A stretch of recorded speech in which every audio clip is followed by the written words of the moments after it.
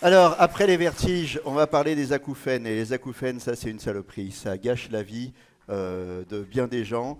On va en parler avec vous, Paula, Andras et Bestienne. Vous êtes assistante spécialiste des hôpitaux dans le service ORL de l'hôpital Rothschild.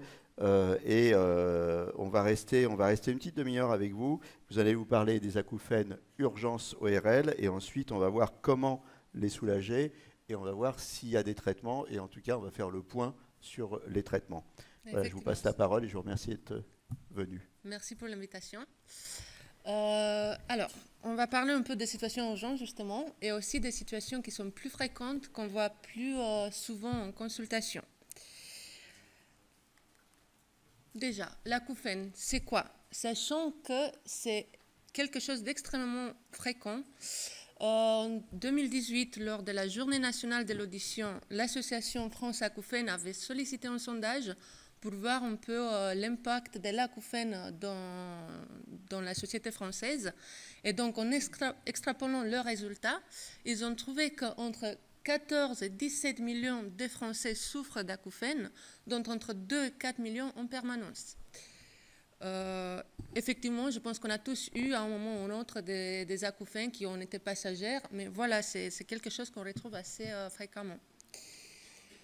La définition n'est pas facile, c'était pour ça que l'association francophone des équipes pluridisciplinaires en acouphénologie, la FREPA, s'était réunie pour créer un groupe de travail pour mieux expliquer l'acouphène. Et en fait, ils ont sorti deux versions. Une version plus courte qui décrit l'acouphène comme une sensation auditive sans stimulation sonore extérieure ni signification, qui peut être vécue comme une expérience désagréable et qui peut impacter la qualité de vie. Et ensuite, ils ont fait une définition un peu plus complète pour rentrer un peu plus dans les détails. Et là, on voit que l'acouphène est identifiable par ses caractères sensoriels. On peut l'entendre à gauche, à droite, dans la tête. On peut avoir une intensité très forte, moins forte. On peut avoir des acouphènes qui sont sur des fréquences graves, sur des fréquences aiguës, etc.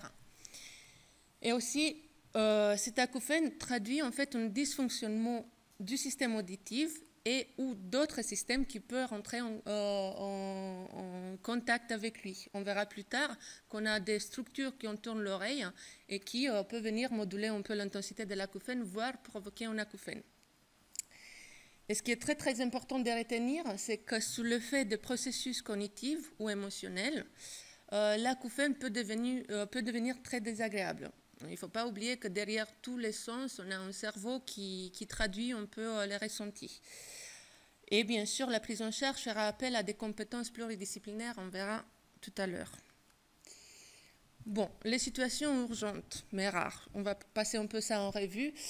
On va parler un peu des urgences médicales. En fait, il y a des pathologies qui sont beaucoup plus urgentes et plus sérieux, comme par exemple l'accident vasculaire cérébral ou des traumatismes crâniens ou cervicaux, voire la crise d'hypertension artérielle qui peut entraîner des acouphènes. Mais en fait, c'est un effet collatéral de la pathologie principale. Et en tout cas, ce sera en présentation à l'hôpital en urgence pour prendre en charge la pathologie initiale. Après, on peut avoir des acouphènes d'apparition récente et brutale, qui sont des acouphènes comme le battement du cœur dans l'oreille et qui doivent nous faire consulter en urgence parce que aussi on peut avoir des pathologies de vaisseaux qui sont dans le cou ou dans la tête qui peuvent engendrer la vie. Bon, ça, c'est des urgences médicales qui sont accompagnées par des acouphènes. Ensuite, on sait que les acouphènes peuvent provoquer divers troubles psychologiques et psychiatriques, comme des troubles du sommeil, troubles de la concentration, de mémoire, déficit attentionnel, pouvant aller jusqu'à une anxiété très sérieuse ou une dépression. Et dans les cas plus sérieux, on peut avoir aussi des idées suicidaires. Et là, ça représente une urgence psychiatrique. Il faut consulter le plus tôt possible. En ce qui concerne l'urgence ORL, on peut considérer que l'acouphène est une urgence et qu'il faut consulter très, très rapidement quand on a aussi une installation d'une surdité brusque. Du coup, un acouphène pour une surdité brusque demande une consultation en urgence parce qu'on veut instituer un traitement qui pourra corriger la surdité, donner le plus de chance à l'oreille et ensuite améliorer, voire faire disparaître l'acouphène. On peut avoir des surdités brusques, unies ou bilatérales. On peut avoir des surdités fluctuantes qui peuvent être accompagnées ou pas par des vertiges. Ça peut arriver dans des cas de traumatisme sonore, dans des cas de barotraumatisme. On a parlé ce matin, ce sont les traumatismes qui sont dus à un changement brutal de la pression. On peut voir ça dans la plongée ou saut en parachute, même en avion quand on a des problèmes sérieux de la trompe de Eustache. Enfin, on a parlé de tout ça. Ensuite, on peut avoir des fractures, enfin des traumatismes crâniens avec des fractures de l'os qui contient l'oreille, les fractures des rochers qu'on appelle, et qui peuvent entraîner des symptômes comme surdité, vertige, acouphènes, et qui peuvent parfois solliciter, enfin, on peut avoir aussi des paralysies faciales, et ça peut solliciter une chirurgie en urgence. Et maintenant, les situations plus fréquentes, parce qu'en fait, c'est ça qu'on voit tous les jours dans notre pratique. Au cours du temps, on a essayé de classifier un peu les acouphènes et on les a mis dans deux cas, des acouphènes subjectifs qui sont en fait les acouphènes qui n'ont ni une source sonore extérieure et ni une source sonore qui provient du corps, et aussi des acouphènes objectifs qui en fait sont des acouphènes provoqués par des structures corporelles. Il faut identifier quel type d'acouphène on a parce que même si beaucoup plus rares, les acouphènes objectifs peuvent être curables. Bon, les acouphènes subjectifs qui sont les plus fréquents, 95% des patients acouphéniques souffrent de ça, peuvent ressembler à des sons qu'on entend, comme des sifflements, comme le souffle de vent, des bourdonnements, des grésillements, des craquements, cocottes minutes, etc.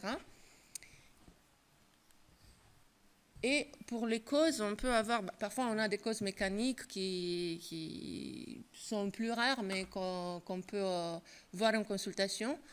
Par exemple, les bouchons de cérumen, on a parfois des patients qui ont ça, qui ont des acouphènes, et en levant les bouchons, ils n'ont plus l'acouphène, ce qui est génial, mais ce n'est pas très souvent, malheureusement. Après, on peut avoir des otites qui peuvent augmenter un acouphène qui est déjà existant. On peut avoir des troubles de la trompe d'Eustache. Mais les plus fréquents acouphènes sont des causes neurosensorielles. En fait, ce sont la partie de l'oreille, la partie périphérique qui est atteinte. Et on peut voir dans des cas de surdité, cliniquement quand on fait en audiométrie, on a parlé tout à l'heure, on peut voir qu'il y a des surdités et ça peut expliquer l'acouphène, mais parfois cliniquement on n'a pas de surdité sur les tests qu'on fait. Ça ne veut pas dire qu'il n'y a pas une atteinte au niveau de l'oreille ou au niveau de voix auditive, mais qu'on ne peut pas tout à fait tester. Bon. Ça arrive par des divers mécanismes, soit c'est en atteinte des cellules sensorielles, on vous a montré tout à l'heure, ce sont les cellules ciliées de l'oreille interne. Là, elles sont bien, elles sont saines, et là, elles sont atteintes, elles souffrent, et du coup, ça peut entraîner une surdité, un acouphène. Après, on peut avoir ce qu'on appelle des synaptopathies. En fait, c'est un trouble de la jonction entre les cellules ciliées et le nerf auditif. Et bien sûr, des neuropathies, des atteintes du nerf. Ce qui est très très important à comprendre, c'est que même si on a une atteinte du système périphérique de l'oreille, d'accord, mais ça, les modifications des afférences, des informations qui arrivent de la périphérie vers le cerveau, entraînent aussi des modifications au niveau central, au niveau des voies auditives centrales. Au niveau des neurones, il y a une augmentation de l'activité des neurones, une augmentation de la décharge de ces neurones. En gros, ce que ça veut dire, c'est que quand